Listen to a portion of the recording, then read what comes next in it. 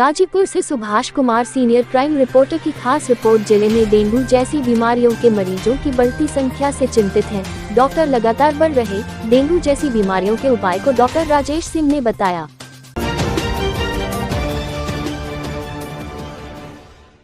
गाजीपुर जिले में लगातार कुछ दिनों से बढ़ रहे डेंगू जैसे घातक बीमारी के कारण स्वास्थ्य विभाग एवं जनमानस में दहशत का माहौल बना हुआ है, जिसके निदान करने हेतु सरकार द्वारा लगातार जागरूकता अभियान चलाए जाने के बाद भी डेंगू के मरीजों की संख्या बढ़ती ही जा रही है। प्राप्त जानकारी के अनुसार डेंगू की बीमारी मच्छरों के काटने के कारण होती है। आपको बताते चले कि जिले में डेंगू जैसी बीमारी की रोकथाम हेतु उपाय करने का प्रयास मुख्य चिकित्सा अधिकारी हरिगोविंद सिंह के नेतृत्व में लगातार किया जा रहा है, फिर भी मरीजों की संख्या बढ़ती जा रही है। ऐसे में जब पत्रकारों ने सिंह लाइफ केयर हॉस्पिटल के चेयरमैन डॉक्टर राजेश सिंह से बात किया तो उन्होंने बताया कि डेंगू जैसी बीमारियों के बचाव करने के लिए मच्छरदानी का प्रयोग करना चाहिए तथा अपने शरीर पर लोशन का प्रयोग करते हुए फुल साइज का कपड़ा पहनना चाहिए और अपने घरों के आसपास इकट्ठा पानी एवं घरों में प्रयोग किए जाने वाले कूलर का पानी की साफ सफाई हमेशा रखनी चाहिए। डॉक्टर राजेश सिंह ने बताया कि डेंगू मरीजों में प्लेटलेट्स की कमी के कारण मरीजों को काफी परेशानी का सामना करना पड़ता है, जबकि डेंगू के मरीजों को विभिन्न अस्पताल के डॉक्टर भर्ती करा लेते हैं, जबकि उनके पास प्लेटलेट्स की व्यवस्था नहीं होने के कारण मरीजों को कठिनाइयों का सामना करना पड़ता है, जिससे मरीजों को प्लेटलेट समय से उपलब्ध नहीं हो पाता है। ऐसी स्थिति में डॉक्टर राजेश सिंह ने बताया कि प्लेटलेट्स को ब्लड बैंक से जारी करने के बाद 30 मिनट के अंदर मरीज को चढ़ा देना चाहिए, नहीं तो प्लेटलेट्स टूटने लगते हैं और उनको चढ़ाने से कोई फायदा नहीं होता है। इसलिए अगर डेंगू के मरीज को प्लेटलेट ट्रांसफ्यूजन की आवश्यकता है तो कोशिश यह करनी चाहिए कि जहां पर ब्लड बैंक में प्लेटलेट्स की सुविधा उपलब्ध हो वहीं पर मरीज को भर्ती कराएं, या ऐसा नहीं कर सकते हैं तो प्लेटलेट्स को जल्दी से जल्दी ले जाकर 30 मिनट के अंदर मरीज के शरीर में ट्रांसफ्यूज करा दें।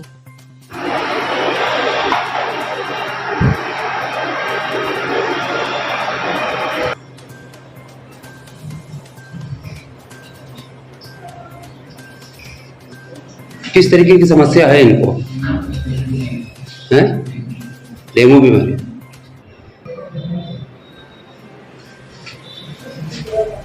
क्या नाम है आपका बेटा? पिंकी। क्या है समस्या आपकी? किस तरीके की बीमारी है?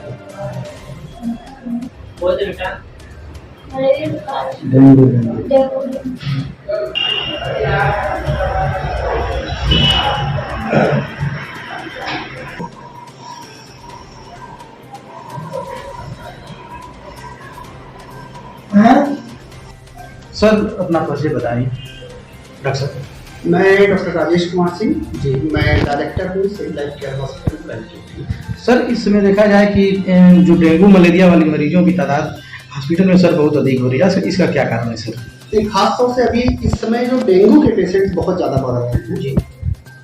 अभी जैसे बरसात का सीजन खत्म हुआ है तो जो डेंगू बेसिकली मच्छर के काटने से होता है और इनके लार्वा जो हैं जो स्टेगनेंट वाटर होता है, जो रुका हुआ पानी होता है, कि जैसे कूलर का पानी हो गया, कहीं किसी बाउल में इकट्ठा पानी है, इसीलिए कहा जाता है कि हमारे घर के आसपास से कहीं भी रुका हुआ पानी है तो उसको तुरंत हमको हटा देना चाहिए, जिससे इसके लार्वा ग्रो न कर पाए। तो इसके मच्छर को हम लोग टाइगर मॉस्किटो भी बोलते हैं, इजिप्ट एबीटीआई बोलते हैं। तो बेसिकली मच्छर काटने से होता है, लेकिन ये वायरल डिजीज है जी। इसकी जो लाइफ साइकिल है वायरस की, ये जैसे कोई इन्फेक्टेड पेशेंट है, अगर उसको मॉस्किटो बाइट करता है, जो मॉस्किटो बाइट करता है, टाइगर मॉस्किटो कहते हैं, तो इसके सलावरी सिस्टम में जो होता है उसका करीब 7 to 10 डेज के लिए मैच्योर होता है। फिर अगर वो किसी ह्यूमन में बाइट करता है तो वो ट्रांसफर कर देता है ह्यूमन में। तो इसकी जो लाइफ साइकिल है ह्यूमन से मॉस्किटो में, फिर मॉस्किटो से ह्यूमन में से चलती रहती है। सर देखा जाए कि शहर के लोग तो थोड़ा सा जागरूक हैं कि जल्दी से आकर के हॉस्पिटल में चेक करा लेते हैं, लेकिन सर देहातों में देखा जाए कि लोग चट्टी चौराहे पर दवा लेते हैं, तो कैसे उनको पता लगे कि सर इनको डेंगू है? और क्योंकि स्थिति बहुत खराब होने के बाद ही शहर पहुंच पाते हैं, तो ऐसे में उनको क्या करना चाहिए सर? नहीं, बेसिकली देखा जाए तो ये अर्बन एरिया की ही डिजीज है जी, ये शहरों की ही डिजीज है। गांव में रिलेटिवली कम होती है, कम होता है जी। तो जैसे हमारे यहाँ गाजीपुर में भी अभी हम देख रहे हैं कि जो पेशेंट या उसके साथी जो बड़े शहरों से पिछले 1-2 सप्ताह में जो माइग्रेट करके यहाँ पे आए हैं, उन्हीं में लक्षण आ रहे हैं। अभी लोकल स्प्रेड के इसमें लक्षण नहीं है।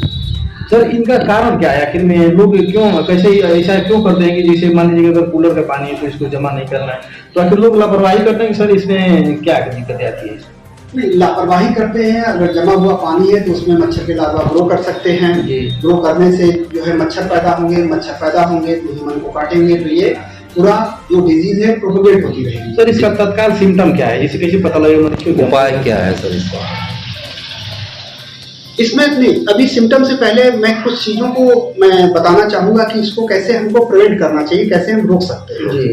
तो रोकने के लिए सबसे महत्वपूर्ण चीज ये है कि जो इसके मच्छर होते हैं वो डे टाइम में काटते हैं। तो हमको अपना पूरा पैर और हाथ कवर करके रखना चाहिए डे टाइम में। और हमें दिन में कहीं भी सो रहे हैं तो हमें मच्छरदानी का प्रयोग करना चाहिए कि जिससे मच्छर काट। सर डेंगू जो चल रहा है इसमें मरीजों को कैसे पता लगेगा कौन सा सिम्टम है सर, क्या सिम्टम? हाँ, इसमें सबसे महत्वपूर्ण बात यह है कि अगर जो हमको फीवर होता है, फीवर के साथ साथ बॉडी एक जिसको माइल्डिया कहते हैं, या आंखों के पीछे पेन होता है, नौजिया वोमिटिंग होती है, भूख नहीं लगता है, अगर इस तरह के लक्षण अगर इस समय आ रहे हैं किसी को, तो उसको तो सर्वप्रथम हॉस्पिटल में जाना चाहिए और अपने ब्लड का टेस्ट कराना चाहिए। तो ब्लड के टेस्ट से पता चल जाता है कि डेंगू का इन्फेक्शन हुआ है नहीं, और अगर जो हुआ है तो प्लेटलेट्स की काउंट से हम लोग ये भी अंदाजा लगा लेते हैं कि प्लेटलेट सामान्य से बहुत ज्यादा नीचे तो नहीं हो रहे हैं।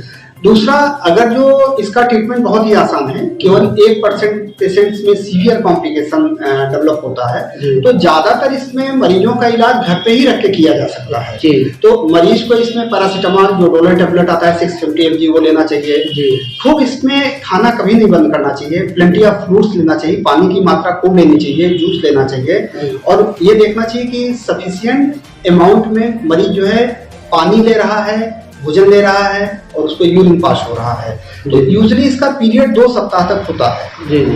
फीवर जिस दिन से अपीयर होना शुरू होता है 5वें-6वें दिन फीवर उतरने लगता है और कंप्लीट पेशेंट करीब 2 सप्ताह में रिकवर कर जाता है। लेकिन इसके बीच में अगर पेशेंट्स को कभी सीवियर सिम्टम्स आने लगे, जैसे कि उसका हम लोग हीमेटोक्रिट बोलते हैं, अगर हीमोग्लोबिन लेवल बढ़ रहा है, लिवर फंक्शन डीअरेंज हो रहा है, या क्रेटिनिन लेवल बढ़ रहा है, पेशेंट की सांस फूल रही है, या कहीं गम या नोज से ब्लीडिंग हो रही है, तो ये सीवियर सिम्टम्स है। अगर जो ऐसे आते हैं तो तुरंत हॉस्पिटल जाना चाहिए।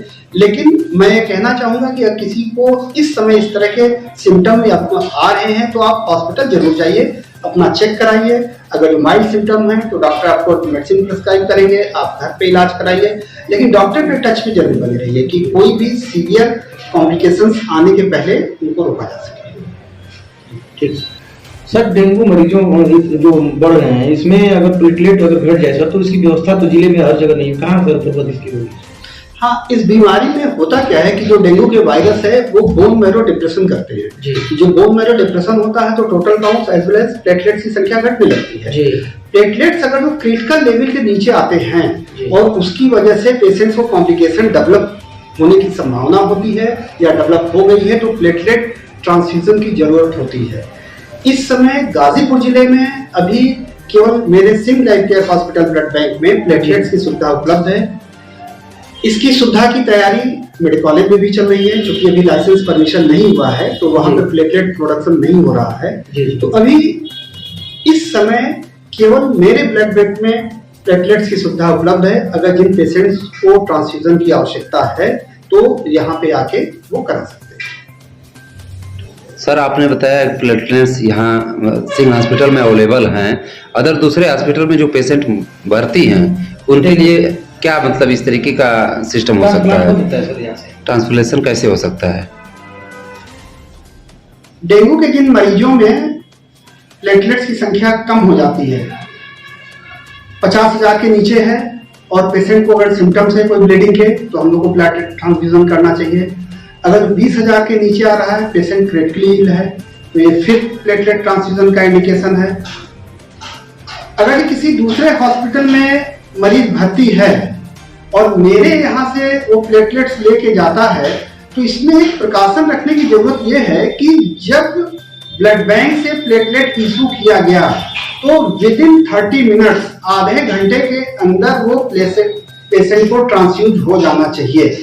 अगर जो बियॉन्ड हाफ एन आवर उसको बाहर रखते हैं तो प्लेटलेट्स उसमें डिस्ट्रॉय हो जाते हैं। कहने का मतलब ये है कि प्लेटलेट्स इमीडिएट ब्लड बैंक से इशू होने के बाद इमीडिएट ट्रांसफ्यूज किए जाने चाहिए। अगर जो ट्रांसपोर्टेशन टाइम ज़्यादा हो रहा है तो प्लेटलेट चढ़ाने का कोई फायदा नहीं है। 30 मिनट्स के बाद प्लेटलेट्स जो होते हैं वो खत्म हो जाते हैं।